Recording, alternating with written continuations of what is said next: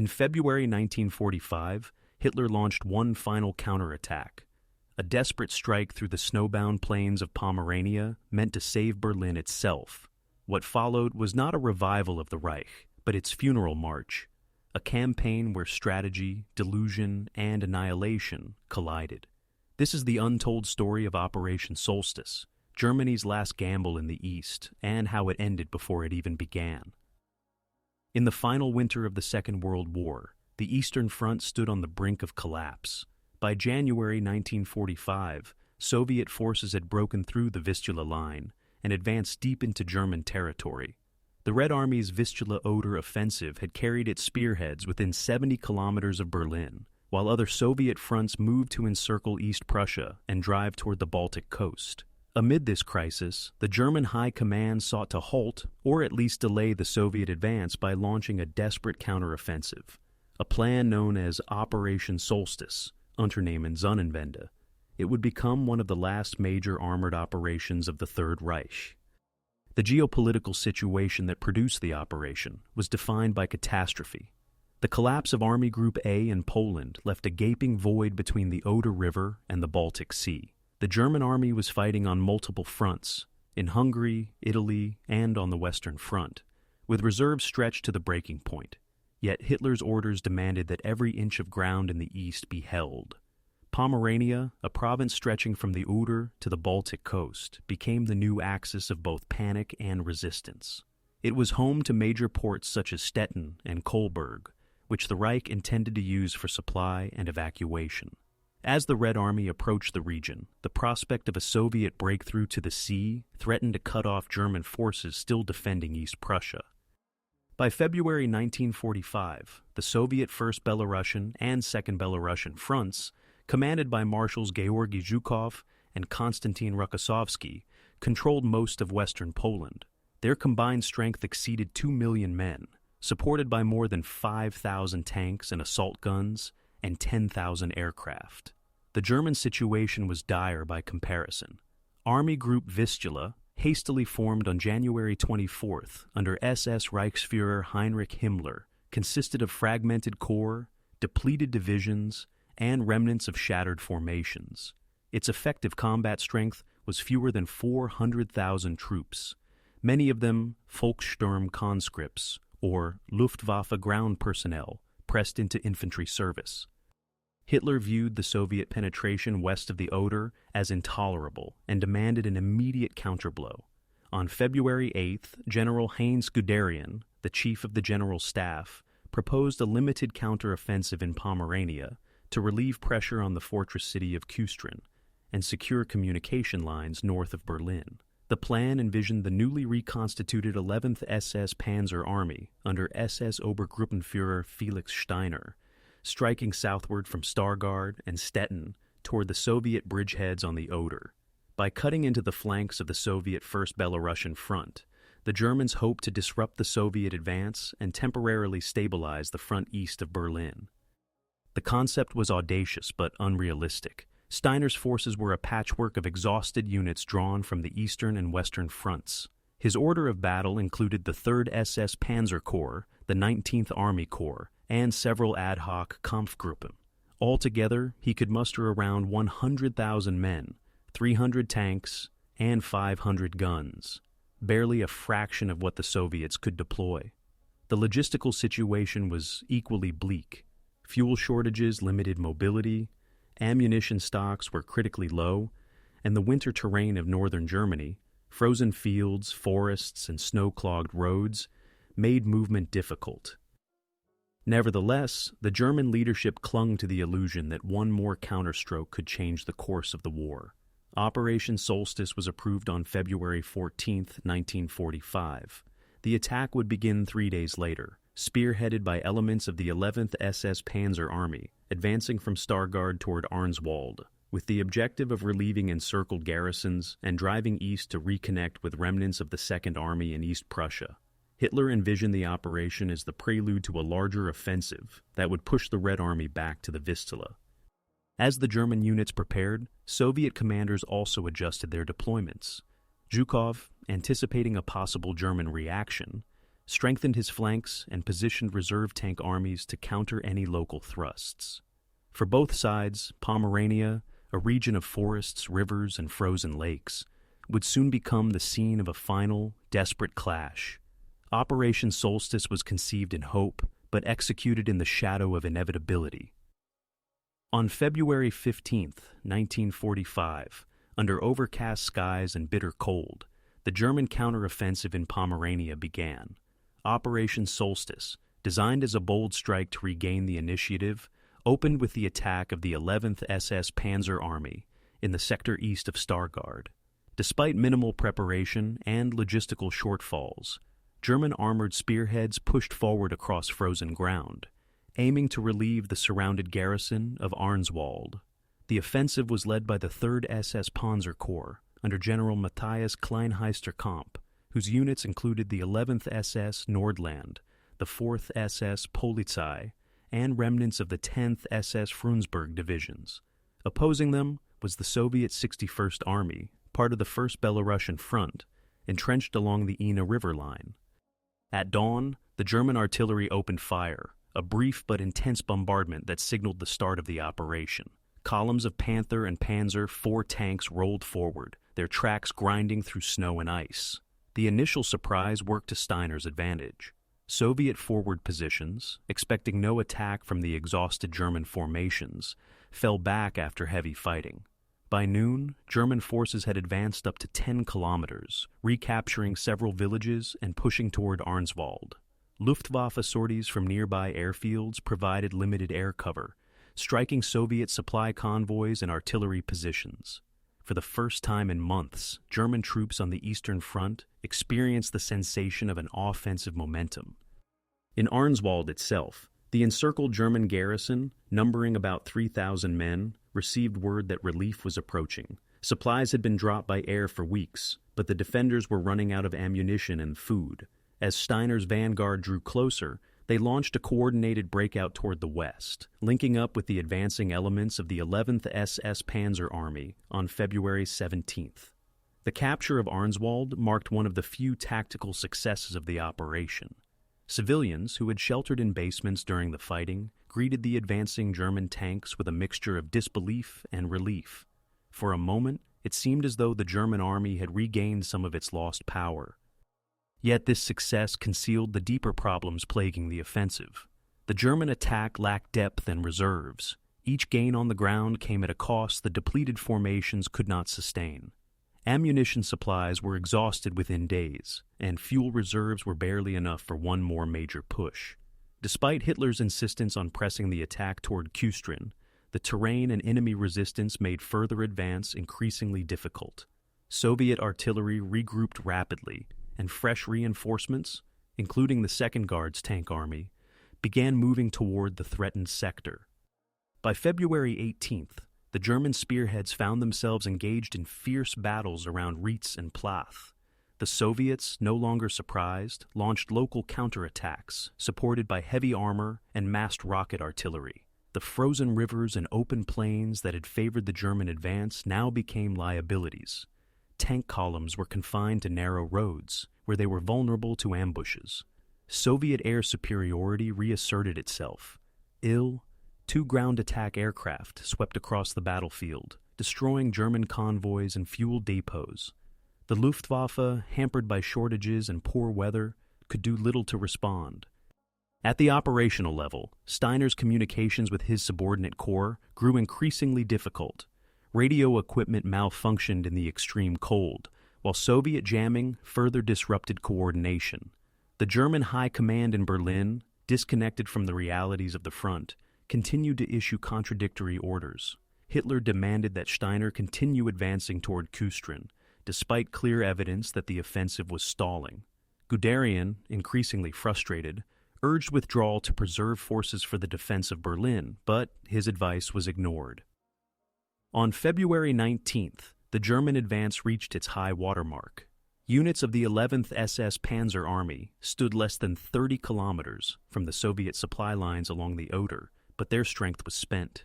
Out of approximately 300 tanks committed to the offensive, more than half were destroyed or immobilized. Infantry losses exceeded 6,000 men in 4 days of fighting.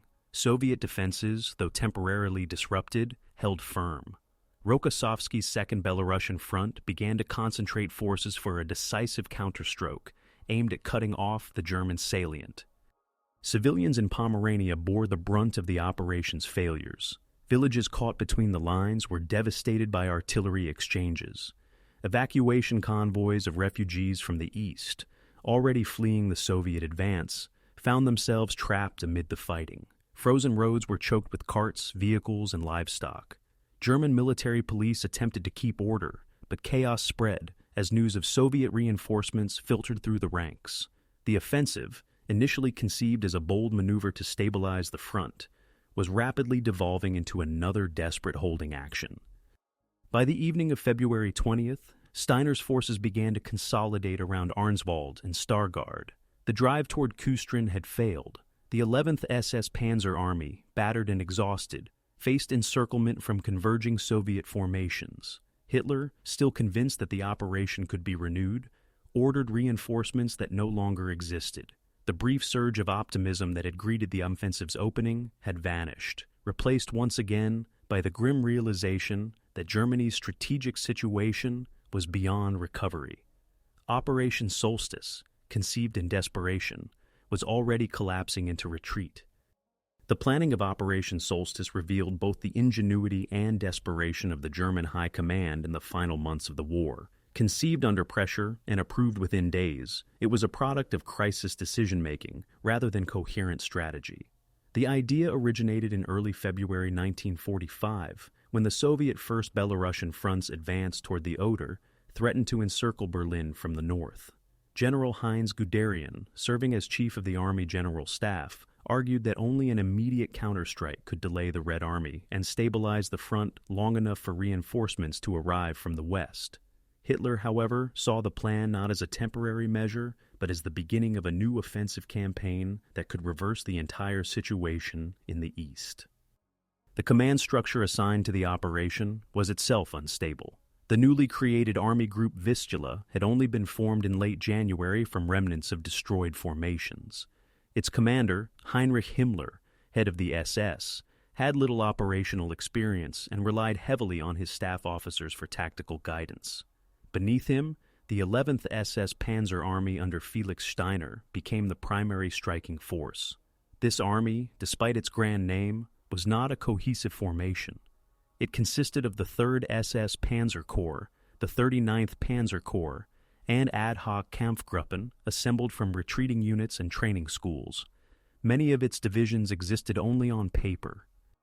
The German plan called for a three-pronged attack. The main assault would strike east from Stargard toward Arnswald to break through the Soviet lines and relieve encircled garrisons. Simultaneously, a secondary thrust from the south, near Draumberg, would support the advance and link up with elements of the Second Army, still holding positions in East Prussia. The ultimate goal was to reach the Oder River and reopen land communication with the trapped garrisons of Kustrin and Kolberg. Success in theory would delay the Soviet approach to Berlin and allow the Wehrmacht to reorganize. However, the logistical situation doomed the operation before it began. Germany's transportation network was collapsing under Allied bombing. Fuel reserves were almost depleted, forcing units to ration movement and limit training. In the staging areas around Stargard and Stettin, many tanks had to be refueled from captured Soviet stocks.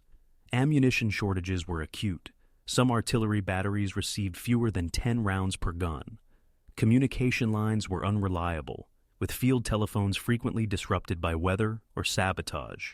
Even before the first shots were fired, Steiner's army was fighting under conditions of scarcity. Hitler's insistence on unrealistic timelines further complicated planning.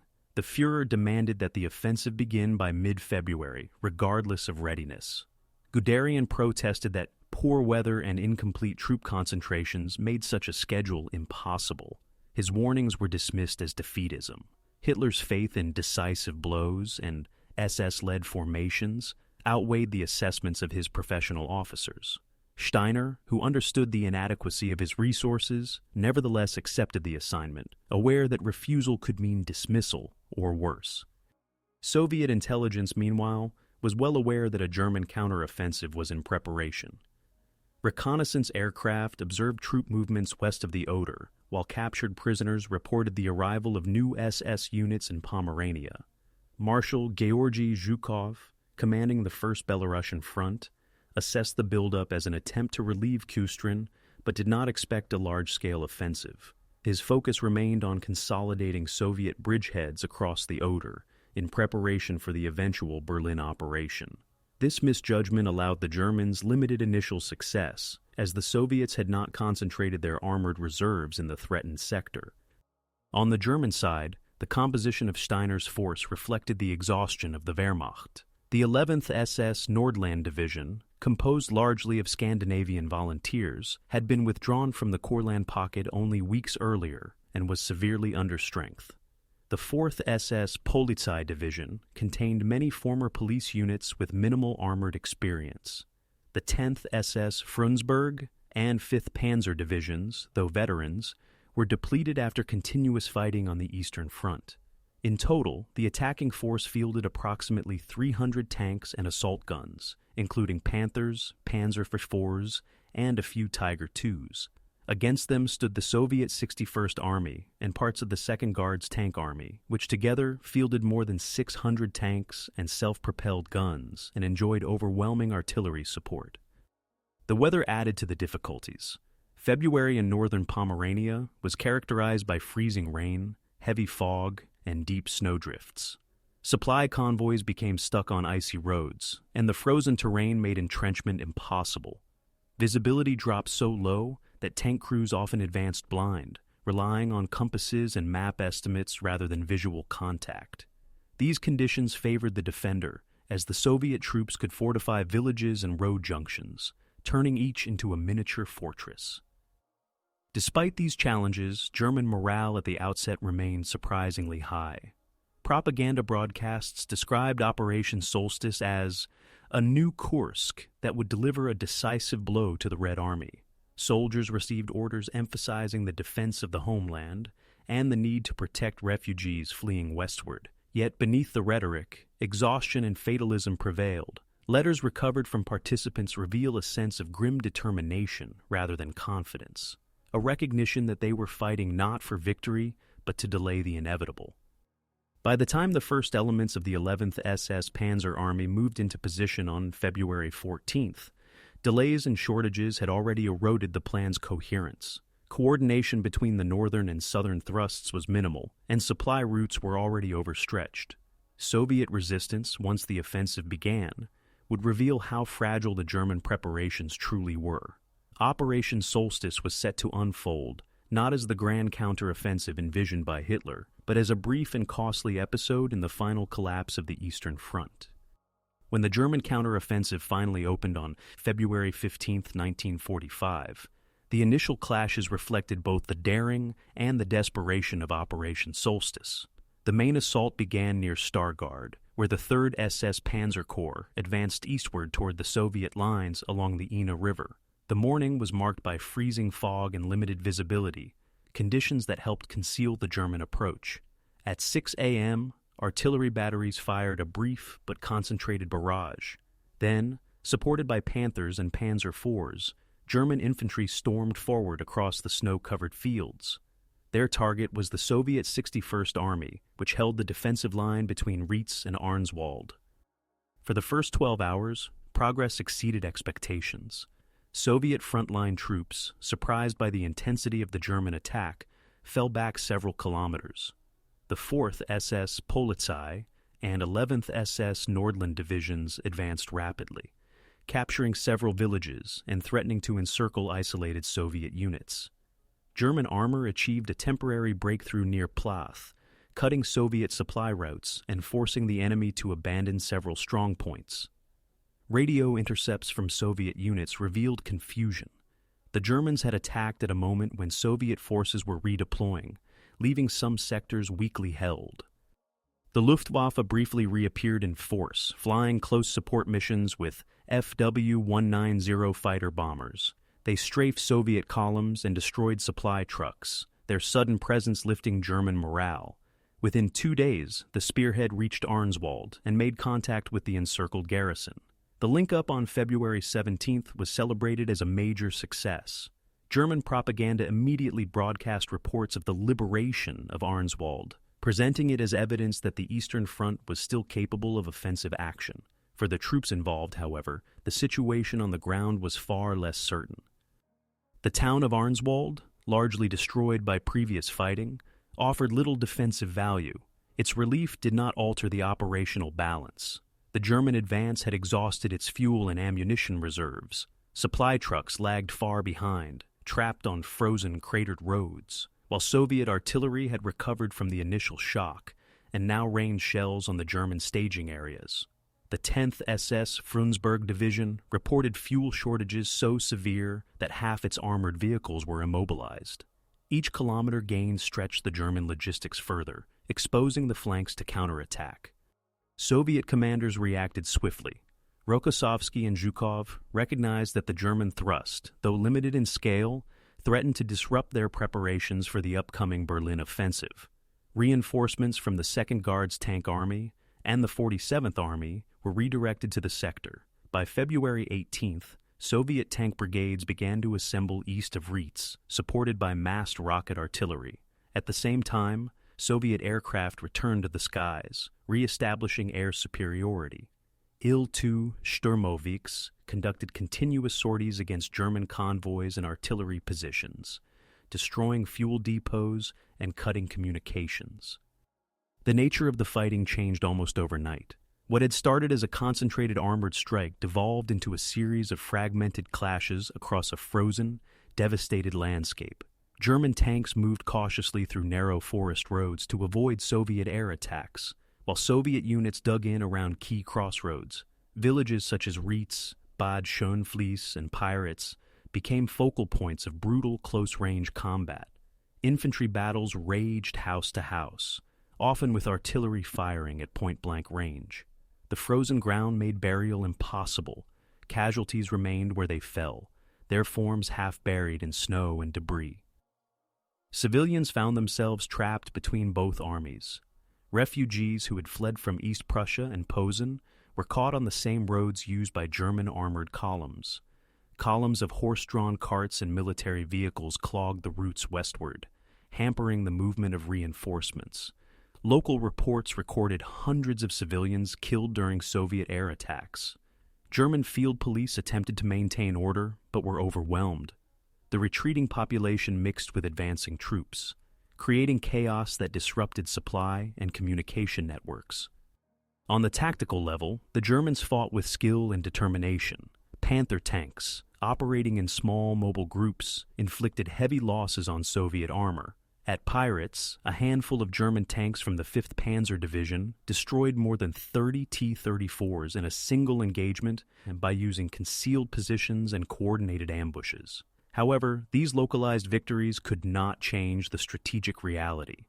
Every loss was irreplaceable, and every destroyed tank meant one fewer vehicle for future defense. By February 19th, the Soviet defense had stiffened completely. Counterattack struck both flanks of the German salient, forcing the 3rd SS Panzer Corps to halt its advance. Communication between Steiner's divisions broke down as Soviet artillery targeted radio trucks and command posts. Reports from the front grew increasingly grim. Many infantry battalions were reduced to half their strength. Frostbite and exhaustion added to the toll, with hundreds of soldiers collapsing in the sub-zero temperatures. That evening, the Red Army launched a full-scale counteroffensive north of Arnswald. Soviet tanks, supported by massed infantry, struck the overstretched German lines. The momentum shifted decisively. The villages captured in the opening days of Operation Solstice became scenes of desperate defense. Lacking reserves, Steiner was forced to commit his headquarters staff and rear echelon troops to hold the front. The once promising advance now teetered on collapse. As the blizzard intensified on February 20th, German soldiers huddled in ruined barns and trenches, cut off from resupply and under constant bombardment. For many, the success of Arnswald felt distant and meaningless. The offensive, envisioned as a decisive counterstroke, had reached its culmination. The Red Army had absorbed the blow, and was preparing to strike back with overwhelming force. By February 20th, 1945, the German advance in Pomerania had effectively stalled. The brief surge of momentum that had marked the opening phase of Operation Solstice gave way to an atmosphere of exhaustion and desperation.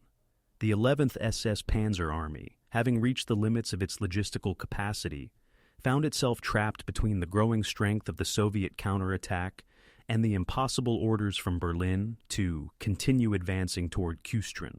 What had begun as a bold counteroffensive now turned into a battle for survival. The geography of the front exacerbated the crisis. The area between Stargard, Arnswald, and Pyritz was a patchwork of frozen forests, lakes, and narrow causeways. The same terrain that had shielded German troops during their initial approach now limited movement and line of sight. Tanks and artillery could not maneuver freely, and retreat routes became congested with broken vehicles and columns of refugees. Soviet artillery observers, positioned on high ground east of Rietz, had a clear view of the German supply lines. Every daylight movement drew immediate fire. Soviet reinforcements were arriving in overwhelming numbers. Rokossovsky's 2nd Belarusian Front deployed fresh tank brigades from the 2nd Guards Tank Army, along with elements of the 49th and 70th Armies. In contrast, Steiner's army had no reserves to replace its losses. Of the roughly 300 tanks that began the operation, fewer than 120 remained operational. Many of those were immobilized not by combat, but by mechanical failure or lack of fuel. Crews stripped damaged vehicles for parts, while others were blown up to prevent capture. German field workshops, lacking equipment and under constant air attack, could not keep up with the demands of the front. Communications between frontline units and headquarters deteriorated further. Soviet jamming and destruction of telephone lines left corps commanders isolated. Steiner's command post near Stargard became the nerve center of an increasingly chaotic situation. Reports arrived in fragments. Some units claimed to be holding their positions, while others simply ceased transmitting. The confusion spread through the ranks. Commanders at every level were forced to make decisions independently, often without knowing the status of neighboring formations. On the Soviet side, coordination improved rapidly. Zhukov and Rokossovsky understood that the German thrust, though locally dangerous, presented an opportunity to destroy significant German forces west of the Oder. Soviet counterattacks began simultaneously on multiple axes. The 3rd Guards Tank Corps struck south of Pyritz, aiming to cut off German lines of withdrawal. To the north, the 2nd Guards Mechanized Corps advanced toward Rietz, isolating Arnswald once more. Soviet artillery, including Katyusha rocket batteries, blanketed German positions with saturation fire. The intensity of the bombardment shattered morale in several frontline units. German officers described scenes of near-total chaos. Supply convoys burned on frozen roads. Columns of infantry stumbled westward through the snow, abandoning their weapons. Horses collapsed from exhaustion, and vehicles without fuel were pushed into ditches to clear the roads. Medical stations overflowed with wounded, many suffering from frostbite or untreated burns. Field hospitals lacked morphine and blood plasma. Amputations were performed without anesthesia. The remnants of once proud panzer divisions were reduced to improvised Kampfgruppen, often numbering no more than a few hundred men each. Meanwhile, Hitler continued to demand reports of progress.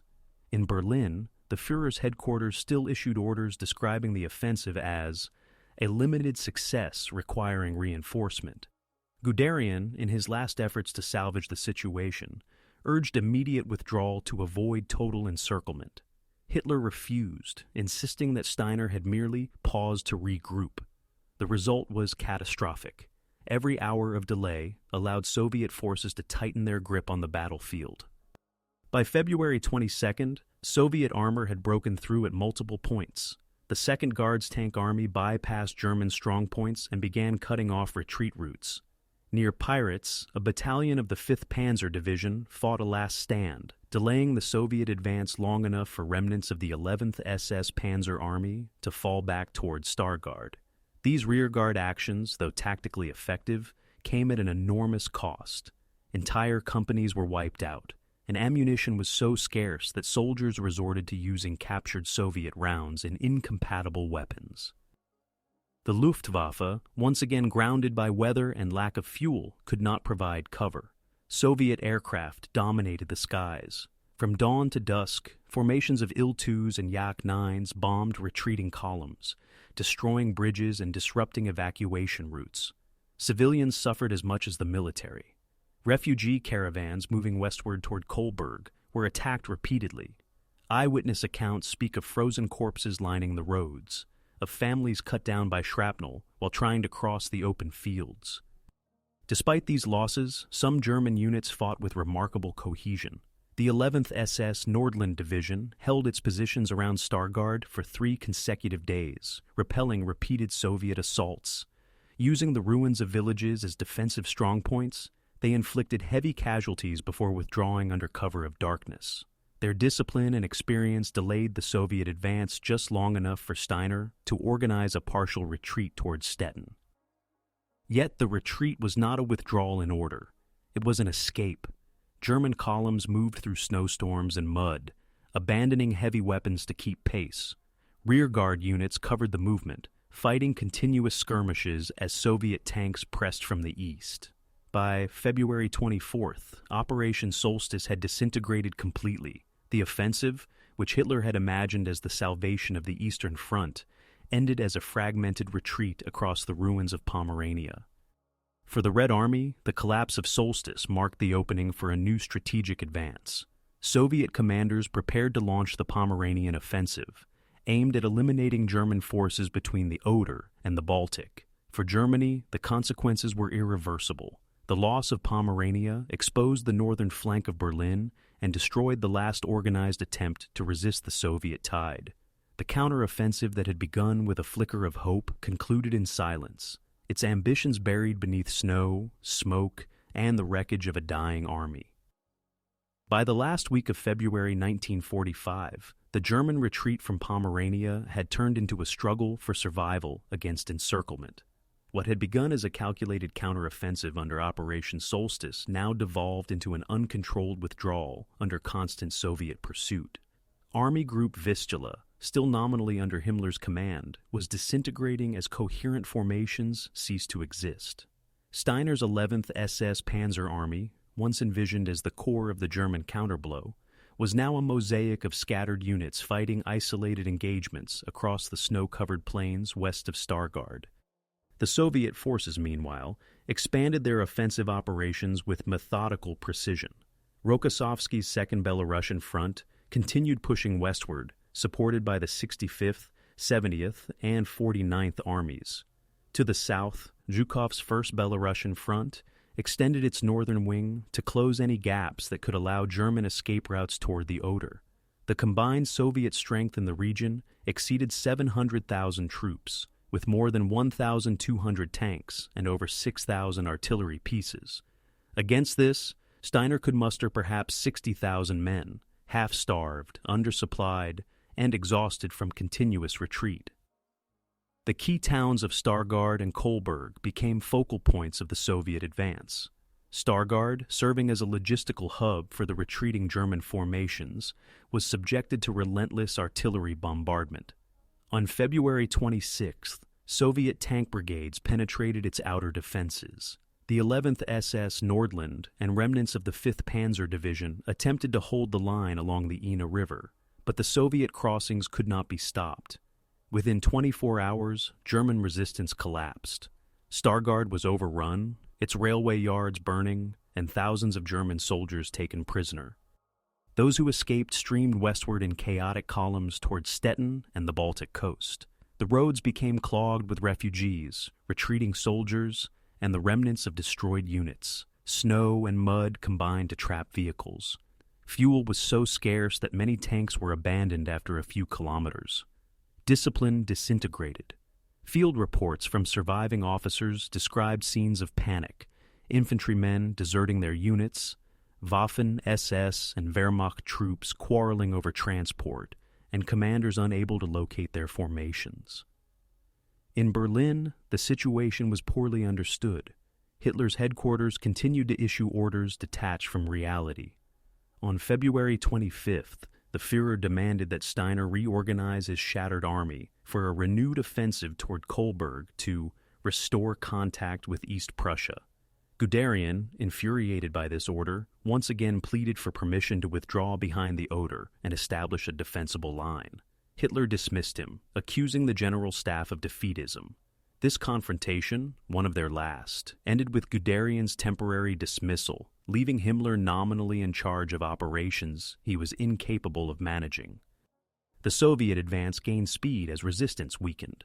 By early March, the Red Army reached the outskirts of Kolberg, a key Baltic port that Hitler had declared a fortress city. Its garrison, consisting of naval personnel, Volkssturm militias, and remnants of retreating units, numbered around 14,000 men. Surrounded on three sides by Soviet forces, Kolberg became both a symbolic and logistical objective. The city's defense was coordinated by Colonel Fritz Fuhlrode, who organized street-by-street resistance supported by naval artillery from ships offshore. The port became the last evacuation point for civilians and wounded soldiers from the collapsing Pomeranian front. For nearly 2 weeks, Kolberg withstood repeated Soviet assaults. The 45th Guards Rifle Division and elements of the 2nd Guards Tank Corps encircled the city, bombarding it day and night. German naval vessels, including destroyers and minesweepers, ferried thousands of civilians westward across the Baltic under constant air attack. Despite the hopelessness of the situation, propaganda broadcasts celebrated Kolberg as a symbol of unyielding resistance. Inside the city, conditions deteriorated rapidly. Ammunition dwindled, medical supplies ran out, and civilians sheltered in the ruins as fires consumed entire districts. Further inland, Steiner's remaining forces fought delaying actions along the Oder approaches. Small German groups dug in along rivers and forests to slow the Soviet advance. Their resistance, though scattered, imposed brief delays that allowed portions of Army Group Vistula to reach Stettin and Golno. However, these defenses were temporary at best. Soviet artillery dominated every position, and constant air reconnaissance ensured that any concentration of German troops was immediately targeted. The psychological toll was immense. Letters and diaries recovered after the war describe soldiers fighting without command, without supply, without tomorrow. By the first week of March, Soviet spearheads had advanced more than 100 kilometers beyond their February positions. Arnswald, Pirates, and Stargard were all in Soviet hands. The remnants of German formations retreated behind the Oder, forming what would become the last defensive line before Berlin. The retreat was accompanied by massive losses, an estimated 40,000 German casualties, including prisoners, and the destruction of nearly 250 tanks and hundreds of artillery pieces. The human cost extended beyond the battlefield. Tens of thousands of refugees perished during the evacuation, either from exposure, Soviet air attacks, or chaos on the frozen roads. Entire families disappeared in snowstorms as columns were strafed by aircraft or overtaken by advancing Soviet armor. Villages once on the German rear lines became ghost towns, abandoned to the advancing Red Army. For the Soviet troops, the victory in Pomerania was strategically decisive. It cleared the northern flank of the Vistula-Oder front, eliminated the last German threat to Zhukov's left wing, and opened a direct path towards Stettin and the Baltic coast. But the price was heavy. Casualty estimates suggest over 80,000 Soviet soldiers were killed or wounded during the Pomeranian campaign. Soviet commanders recognized that while the German resistance was collapsing, it was still capable of inflicting serious losses when cornered. By mid-March 1945, Operation Solstice had faded into history, a brief, violent episode consumed by the broader Soviet advance into the Reich. The dream of halting the Red Army had ended in ruin. The German soldiers who survived the retreat towards Stettin did so only to face the final battles on the Oder in the coming weeks. Pomerania, once envisioned as a springboard for Germany's recovery, had become a graveyard for the remnants of the Wehrmacht. The remnants of Operation Solstice now faced a grim new phase, resistance and adaptation under impossible conditions. By mid-March 1945, the retreating German forces, shattered by the collapse in Pomerania, sought to establish defensive positions along the lower Oder River and in the coastal belt north of Stettin. These positions were not part of any coherent front, but a desperate attempt to buy time. What remained of the 11th SS Panzer Army, once intended as an elite striking force, had been reduced to a fragmented collection of battle groups, improvised out of the remnants of Wehrmacht, Waffen-SS, Volkssturm, and even naval infantry units who had escaped from Kolberg and Golnow.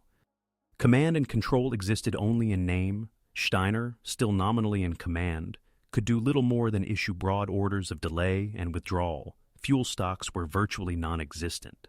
Many panzer units now fought as static artillery, their tanks dug into the ground as fixed gun emplacements. Infantry companies, understrength and poorly supplied, built defensive positions out of frozen earth, destroyed vehicles, and rubble from evacuated villages. The cold remained severe, and supply trains no longer reached the front.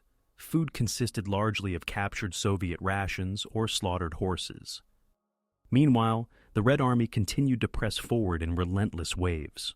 Rokossovsky's Second Belarusian Front pushed towards Stettin and Danzig, while Zhukov's left wing advanced towards Shvet and the Oder crossings. Soviet engineers rapidly repaired bridges and rail lines, destroyed by retreating German troops. Soviet logistical superiority now reached its peak. Tens of thousands of trucks, horse-drawn carts, and rail convoys carried fuel, ammunition, and replacements to the front. The German command estimated that in Pomerania alone, the Soviets deployed more than 900 tanks and 10,000 artillery pieces, an overwhelming concentration of firepower that erased any chance of organized resistance. Civilians once again found themselves in the midst of the fighting. The refugee tide that had begun in East Prussia now flowed west through Pomerania, crowding every road and village. Reports from the time describe endless columns of carts, families wrapped in blankets, children walking beside exhausted horses. With the front line shifting daily, few knew where safety lay.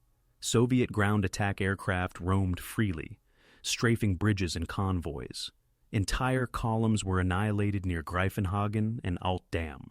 The Baltic ports of Stettin and Swinemünde became overwhelmed with refugees, many arriving on foot from hundreds of kilometers away. German naval units organized emergency evacuations across the Baltic, but the capacity of the ships was far below the number of civilians seeking rescue.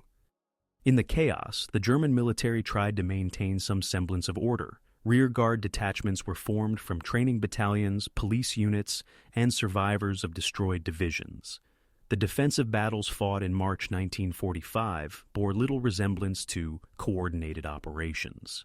Instead, they consisted of localized skirmishes, ambushes in forests, night raids, and delaying actions designed to slow the Soviet advance by hours rather than days. These improvised tactics, however limited, often proved effective in terrain unfavorable to large-scale armored maneuvers. One of the most notable defensive efforts occurred near Alt Dam, east of Stettin. Here, elements of the 28th Jaeger Division and remnants of the 4th SS Polizei Division established strong points along the western bank of the East Oder. For several days, they repelled Soviet attempts to seize bridgeheads. Using a combination of artillery fire from the western shore and explosive charges placed under bridges, the Germans delayed the crossing until late March. Although their efforts could not change the course of the war, they provided crucial time for tens of thousands of civilians to flee westward across the river. In these final weeks, discipline and morale varied drastically between units. Some formations, composed of veterans from the Eastern Front, fought with determination born of fatalism. Others disintegrated at the first sign of encirclement. Reports from Soviet frontline interrogations noted that German soldiers were physically exhausted and psychologically indifferent, their will to fight reduced to survival instinct. Yet among the Waffen-SS units, ideological indoctrination and unit cohesion kept resistance intense, particularly in urban areas where defenders used every building as a fortress. For the Red Army, progress was steady but costly. The thawing weather turned roads into quagmires, slowing armored movement and supply deliveries. Soviet tank brigades struggled to maneuver through mud and debris, forcing reliance on infantry and artillery to clear fortified villages one by one. Soviet commanders grew wary of ambushes. German Panzerfaust teams, hidden in basements or trenches, could destroy tanks at close range. Casualties mounted. However, the vast reserves of manpower and materiel at Soviet disposal ensured that every loss was quickly replaced. The psychological atmosphere in Germany darkened further as the news from Pomerania reached Berlin. Propaganda outlets, still under Goebbels' control, portrayed the fighting as a heroic holding action designed to protect civilians fleeing to the west. In reality, it was a battle of attrition with no prospect of success. Local commanders made independent decisions to withdraw or surrender, often in defiance of Hitler's no-retreat orders. Himmler's presence on the front had become irrelevant. His headquarters staff had evacuated to the rear weeks earlier. By late March, Soviet reconnaissance reached the outskirts of Stettin. The Oder crossings were now within artillery range, and Soviet forward observers reported the first view of the distant city skyline. The last German rearguards retreated behind the western branch of the river, blowing up bridges as they went. The final phase of the Pomeranian fighting was effectively over. The Red Army had secured the approaches to the Baltic and prepared for the next great offensive, the assault on Berlin itself. For those who survived Operation Solstice, adaptation had meant endurance under collapse. The German army had fought without logistics, air cover, or reserves. Its soldiers improvised defenses with what little remained, delaying the inevitable but unable to prevent it. In the end, the resistance in Pomerania succeeded only in prolonging the suffering of both armies and civilians. The operation that had begun as a bold counterstroke now ended as a slow disintegration, its remnants swept away by the advancing tide of history. The final stage of the Pomeranian campaign brought about the decisive turning point. By early April 1945, the Soviet forces had completed their encirclement of the remaining German troops east of the Oder, effectively ending all major organized resistance in the region. The remnants of Army Group Vistula no longer existed as a functioning entity. What remained were scattered units, fragments of divisions, retreating field battalions, and Volkssturm militias, each isolated, fighting without communication or coordination. Operation Solstice, once conceived as a counterblow to relieve Kustrin and restore the front, had reversed into a collapse so complete that even Soviet commanders expressed surprise at the speed of Germany's disintegration. Rokossovsky's Second Belarusian Front pushed west from Stettin toward the Baltic coast, clearing the last German positions around Svinemunde and Kamen. Meanwhile, Zhukov's left flank secured the Oder crossings, creating bridgeheads that would serve as launching points for the upcoming Berlin offensive. The initiative, once briefly in German hands, was now entirely Soviet. The fighting during this period was brutal and chaotic. German rearguards, many consisting of barely organized groups of survivors, tried to slow the Soviet advance by mining roads, destroying bridges, and ambushing convoys in forested terrain. However, without artillery or air support, their impact was limited. Soviet armored spearheads, supported by massive artillery barrages, advanced relentlessly. The 65th and 70th Armies enveloped the last German strongholds along the coast, while Soviet naval infantry landed behind the lines near Wallen Island, cutting off escape routes for thousands of troops and refugees. At the same time, Soviet commanders began systematically reducing German fortress cities declared by Hitler to hold to the last man. Kolberg, already devastated in March, finally fell after a second Soviet assault, supported by the Baltic Fleet. Its fall marked the symbolic end of organized resistance in coastal Pomerania. The defense of Stettin followed shortly after. On April 19th, Soviet troops of the Second Belarusian Front entered the city after several days of heavy street fighting. German defenders, including remnants of the 4th SS Polizei Division and naval garrison units, fought tenaciously but were overwhelmed by superior numbers. The Soviets captured Stettin by the 20th, taking thousands of prisoners and sealing the fate of the entire region. Civilian suffering reached its peak during these weeks. Refugee flows along the Baltic coast turned into humanitarian catastrophes. As Soviet forces advanced, tens of thousands of civilians tried to reach evacuation ports such as Svinemunde, Gotenhafen, and Danzig. The chaos of these mass movements defied description. Roads were jammed with carts, trucks, and columns of people on foot.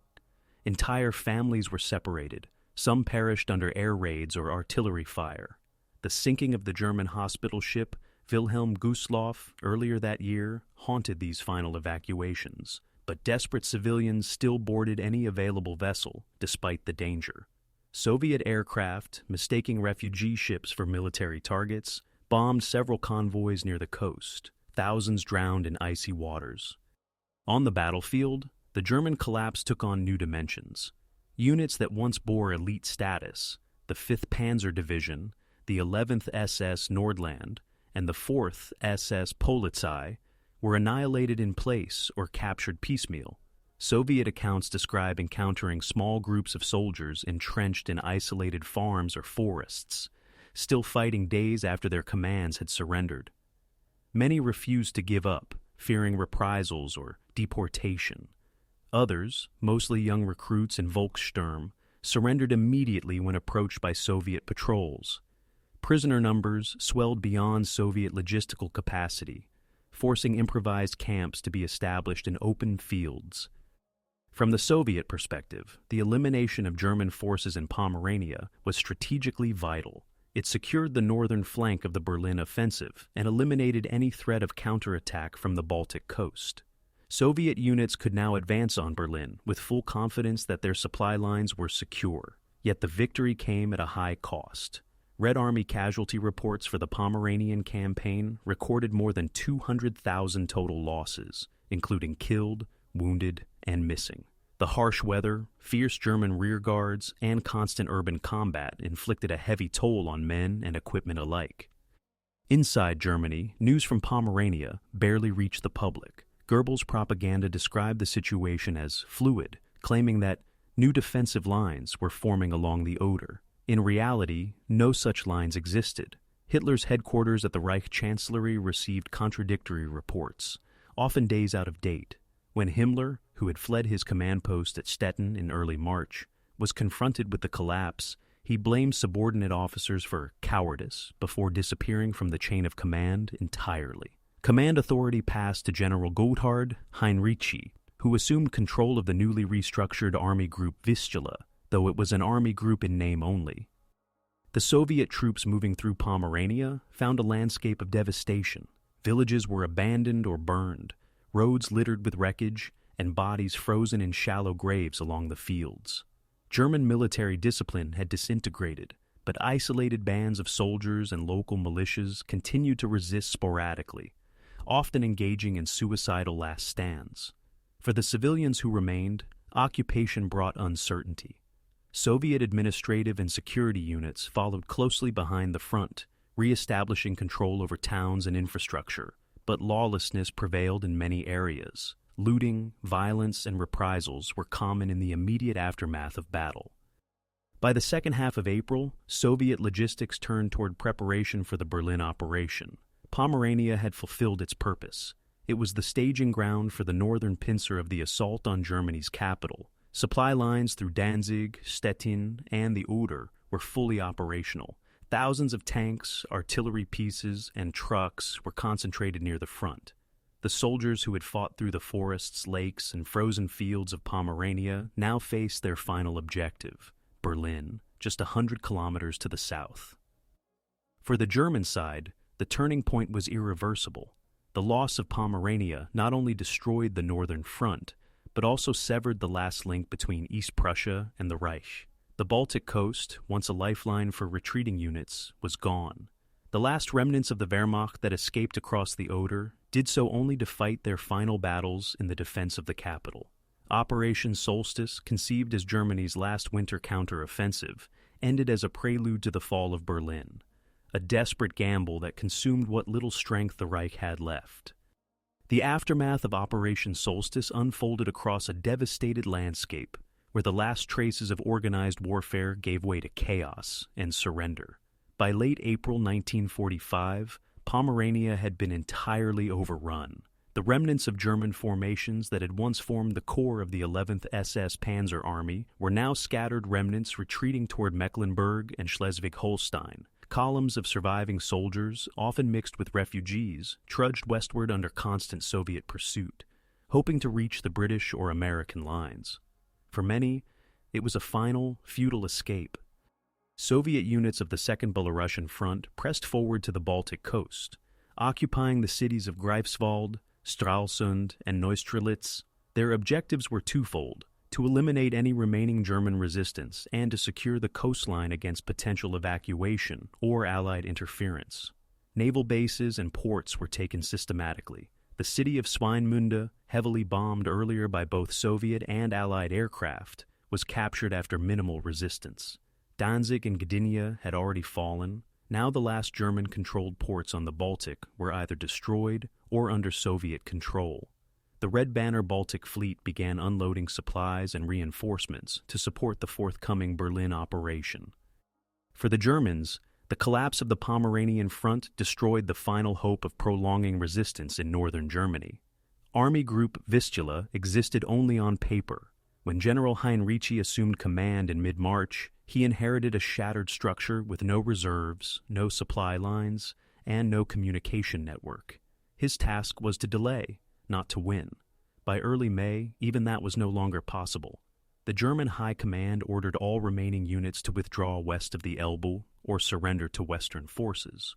Soviet patrols intercepted thousands of these fleeing columns, capturing entire formations that had ceased to resist. The human cost during this phase was immense. Civilian casualties across Pomerania are estimated to have exceeded 100,000, including those killed during air raids, evacuations, and reprisals. The German military lost more than 250,000 men, killed, wounded, or captured during the February-April period, while Soviet forces reported over 180,000 casualties, including roughly 50,000 killed.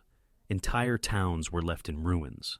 Kolberg, Stargard, and Stettin stood as burned-out shells, their populations reduced to a fraction of pre-war numbers.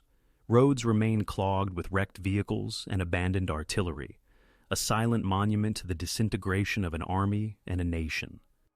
The retreat across the Oder marked the end of Pomerania as a theater of war. German forces that survived the crossing joined what remained of Army Group North and Army Group Center in the defense of Berlin. Yet, even as the capital prepared for its final stand, remnants of Solstice units continued fighting small engagements in the forests and marshes of northern Germany. Some isolated groups, unaware of the larger collapse, held out for days after the German capitulation on May 8th. Soviet reports from the region document firefights with stray SS detachments as late as May 12th, particularly near Rostock and the island of Usedom. The refugee crisis reached catastrophic proportions in the weeks following the Soviet advance. Nearly 2 million civilians from East Prussia and Pomerania had attempted to flee westward between January and May. Many perished along the way. Eyewitness accounts describe frozen corpses lying by the roadside, abandoned carts, and columns of survivors trudging through mud and ruins. Soviet troops encountered thousands of displaced persons in every captured town. Many were resettled under military supervision. Others were transported to camps for identification and interrogation. The chaos was compounded by food shortages and outbreaks of disease. In Berlin, the official response to the disaster in Pomerania was silence. Hitler's regime could no longer maintain the illusion of control. Radio broadcasts continued to speak of new fronts forming and temporary withdrawals, but few believed them. The once powerful propaganda machine faltered as communication lines collapsed. For the soldiers still fighting along the Oder, the knowledge that Pomerania had been lost deepened the sense of inevitability. Many officers privately referred to their positions not as defensive lines, but as waiting areas for surrender. From the Soviet perspective, the capture of Pomerania completed a crucial strategic encirclement. Rokossovsky's and Zhukov's forces now held secure flanks for the Berlin offensive, which began on April 16th. Pomeranian rail lines became major supply routes delivering ammunition, fuel, and reinforcements to the front. The region also served as a staging area for Soviet air units operating over Berlin and for the transport of wounded and prisoners. Soviet military administrators began restoring order in the newly occupied territories, establishing commandantures, distributing rations, and organizing transport of refugees. Yet the transition from war to peace was far from immediate. Looting, revenge attacks, and civilian detentions were widespread in the chaotic aftermath. The end of hostilities did not mean the end of suffering. The forced expulsion of German populations from Pomerania began soon after the front stabilized. Under post-war border arrangements agreed at Yalta and confirmed at Potsdam, most of the territory was transferred to Poland. Polish administrative authorities, supported by Soviet occupation forces, began resettlement operations in the summer of 1945. Millions of ethnic Germans were displaced, replaced by Poles relocated from territories annexed by the Soviet Union. This transformation reshaped the demographic and cultural landscape of Pomerania permanently. By the time Germany signed its unconditional surrender, the region that had been the scene of Operation Solstice was unrecognizable. The forests and fields once crossed by tanks now concealed mass graves. The cities that had served as logistical hubs were piles of rubble. The Wehrmacht had ceased to exist as an effective fighting force. For many Soviet soldiers who marched west through the ruins, the campaign symbolized not only victory, but exhaustion, the culmination of 4 years of relentless warfare on the Eastern Front. Operation Solstice, conceived in February 1945 as a desperate counteroffensive to regain the initiative, ended in complete dissolution. Its immediate goal, the relief of Kustrin and the stabilization of the front, was never achieved. Instead, the operation consumed the last German reserves, exposed Pomerania to Soviet conquest, and accelerated the downfall of the Reichs. In less than 3 months, the area that had been Germany's northern bastion became the gateway through which the Red Army advanced toward Berlin. The last winter gamble of Hitler's Germany had become one of its final catastrophes. The legacy of Operation Solstice and the fighting in Pomerania extends far beyond the battlefield. What began in February 1945 as a last-ditch attempt to stabilize the collapsing Eastern Front became a microcosm of the Third Reich's final disintegration. Militarily, the operation achieved nothing lasting. Politically and psychologically, it marked the irreversible end of Germany's ability to resist. Yet, in the post-war years, its interpretation would become part of broader debates about the final phase of World War II, between strategy and futility, between sacrifice and denial. From a strategic perspective, Solstice demonstrated the total exhaustion of the Wehrmacht. German industry could no longer sustain its armies.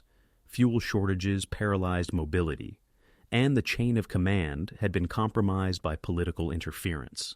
The 11th SS Panzer Army, assembled hastily from remnants of decimated divisions, was expected to perform a task that even a fully equipped formation could not have achieved: to drive back the Red Army when the balance of power had already shifted irreversibly. The offensive lasted barely 10 days before collapsing. Its losses, around 15,000 killed, 30,000 wounded, and 150 tanks destroyed or abandoned, further weakened a front already on the verge of implosion. On the Soviet side, Operation Solstice was remembered as one of the last examples of German resistance capable of briefly slowing the advance toward Berlin. The Red Army's victory in Pomerania secured the northern flank of the Vistula-Oder operation and removed any remaining threat to its supply lines. It also allowed the Soviets to shift substantial resources toward the Berlin offensive. Yet Soviet archives reveal that commanders such as Rokossovsky viewed the operation not only as a tactical success, but also as a cautionary episode, a reminder of how even a dying enemy fighting with desperation could inflict heavy losses. The Red Army lost over 200,000 men in Pomerania, including nearly 50,000 killed. Entire brigades were reduced to half strength before the march on Berlin even began. For the local population, however, these statistics were only the background to an unfolding catastrophe. The once prosperous Pomeranian region was left in ruins. Farms, villages, and cities were destroyed by artillery bombardment or deliberately burned during retreats.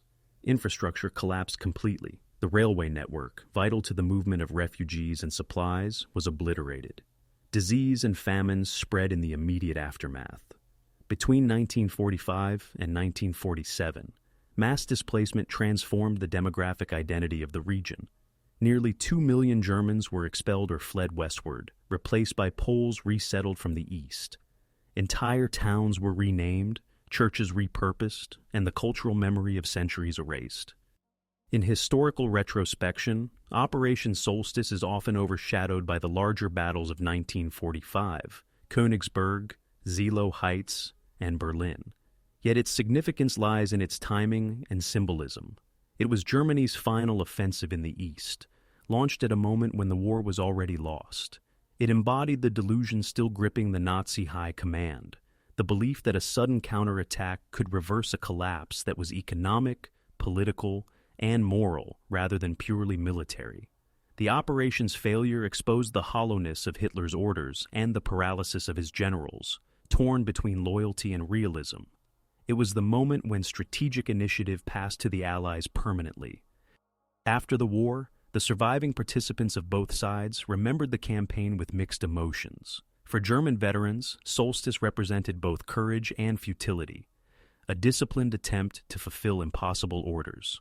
For Soviet soldiers, it was another hard-fought step toward final victory, one that exacted a price in blood and hardship. The destruction of Pomerania also left deep scars on collective memory. Polish settlers who arrived in the ruins found themselves living among the remnants of war, unburied soldiers, burned-out tanks, and shattered cities. Rebuilding was slow and fraught with tension as post-war borders and resettlements reshaped the map of Central Europe. Historians today view Operation Solstice as a case study in the collapse of military command structures under extreme pressure. The lack of coordination between Hitler's headquarters, the OKH, and field commanders like Steiner and Guderian exemplified the dysfunction of late-war Germany. Decisions were driven not by operational logic, but by ideology and denial. The army, stripped of resources, was ordered to perform tasks that defied reality. On the other side, Soviet success demonstrated the maturity of Red Army operational art, its ability to coordinate vast mechanized formations, integrate logistics and artillery, and sustain pressure despite weather and terrain. Pomerania thus became both a graveyard and a proving ground, the last test before Berlin. Culturally, the battle's memory faded into the larger narrative of Germany's downfall. Western historiography long neglected it, focusing instead on the Western Front and the fall of Berlin. Only in post-Soviet scholarship did Operation Solstice receive renewed attention as part of the broader study of late-war operations on the Eastern Front. Documents released from Russian archives clarified the scale of Soviet losses and revealed the human dimension of the campaign, the exhaustion, the attrition, and the grim determination that characterized both armies in 1945.